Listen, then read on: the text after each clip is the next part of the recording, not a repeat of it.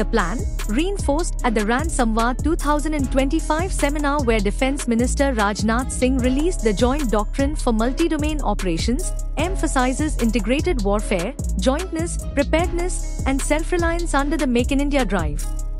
Anchored firmly in self-reliance, this roadmap outlines acquisition and development plans for over 200 sophisticated systems, including nuclear propulsion for warships, next-generation battle tanks, stealth unmanned aerial vehicle, hypersonic missiles, laser and electromagnetic weapons, and advanced drone and anti-drone systems, serving as a foundational guide for domestic industry and research and development institutions. The Navy's transformational trajectory includes deploying 10 nuclear propulsion systems for new aircraft carriers and surface combatants, potentially extending India's carrier fleet, and equipping them with electromagnetic aircraft launch systems and warship classes including destroyers, corvettes and autonomous underwater vehicles.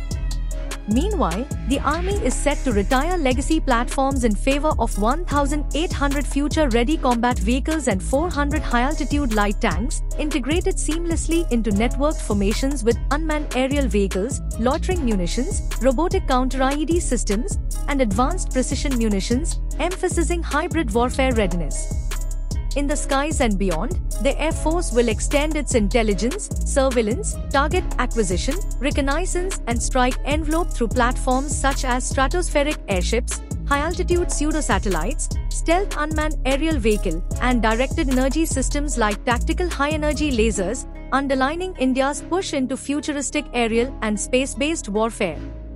A formidable offensive edge comes with plans for over 500 hypersonic missiles powered by scramjets, complemented by detection systems for incoming threats, drawing on breakthroughs like the indigenous Extended Trajectory Long Duration Hypersonic Cruise Missile, which boasts Mach 8 speeds, 1,500 km range, and radar-evading flight paths.